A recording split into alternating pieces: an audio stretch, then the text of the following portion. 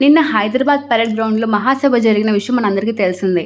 అయితే మోడీ గారు ఒక 7 పాయింట్స్ అయితే మనందరికీ తెలియజేశారనమాట. పాయింట్ నంబర్ 1 పెట్రోల్ అలాగే డీజిల్ యొక్క యూసేజ్ అనేది తగ్గించడం. ఎందుకంటే మిడిల్ ఈస్ట్ టెన్షన్స్ వల్ల మనకి ఇండియన్ ఫ్యూయల్ యొక్క కాస్ట్ అలాగే ఇంపోర్ట్ బిల్‌ని తగ్గించేలాగా చేయాలని చెప్పేసి. పాయింట్ నంబర్ 2 పబ్లిక్ ట్రాన్స్‌పోర్ట్ అలాగే మెట్రోస్‌ని యూజ్ చేయడం వల్ల మనం ఈ యొక్క డీజిల్ అలాగే పెట్రోల్ కాస్ట్‌ని మనము ఆదా చేయగలం అని చెప్పేసి అన్నారు. పాయింట్ నంబర్ 3 కోవిడ్‌లో చేసినట్టుగానే ఇప్పుడు కూడా work from home, online meetings, virtual conferences ఇవన్నీ చేయాలని చెప్పారు. ఇది కూడా అలాగే ఫ్యూయల్ టెన్షన్స్ లేకుండా, మనకు ఎక్కువ టెన్షన్ పడకుండా గ్లోబల్ టెన్షన్స్ ఇప్పుడున్న వాటికి వల్ల మనకు ఆయిల్ అలాగే ఫ్యూయల్ ప్రైసెస్ పెరగడం వల్ల ఇదంతా చెప్పారు. పాయింట్ నంబర్ 4 అన్నెసెసరీగా ఫారెన్ ట్రిప్స్‌కి వెళ్ళడం, ఓవర్‌సీస్ వెకేషన్స్‌కి వెళ్ళకుండా ఉండాలని చెప్పారు.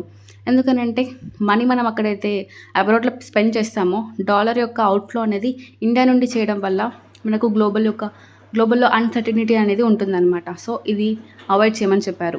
పాయింట్ నంబర్ 5 అన్నెసెసరీగా గోల్డ్ పర్చేస్ చేయడం. ఈ యొక్క 1 ఇయర్ వరకు గోల్డ్ పర్చేస్ చేయకుండా ఉండాలని చెప్పారు. అండ్ పాయింట్ నంబర్ 6 మన ఇండియాలోనే ట్రావెల్ చేయడం వల్ల లోకల్ వాళ్ళకి మనం హెల్ప్ చేసినట్టు అయితది కాబట్టి పాయింట్ నంబర్ 6 మనము ఇండియాలోనే ఎక్కువ ట్రిప్స్ చేసేలా ప్లాన్ చేసుకోమని చెప్పారు. పాయింట్ నంబర్ 7 ఫార్మర్స్‌కి ఎక్కువగా కెమికల్ ఫెర్టిలైజర్ వాడకుండా నేచురల్ ఫార్మింగే వాడమని చెప్పారు. ఎందుకంటే ఫెర్టిలైజర్స్ కూడా మనం అదర్ కంట్రీస్ నుండి ఇంపోర్ట్ చేస్తున్నాం కాబట్టి. సో, ఇవి ఈ యొక్క 7 పాయింట్స్ మనకు మోడీ గారైతే మనందరికీ ఫాలో అవ్వమని చెప్పారు. ఇలాంటి మరిన్ని అప్డేట్స్ కోసం do subscribe to Raghaves talks. Thanks for watching.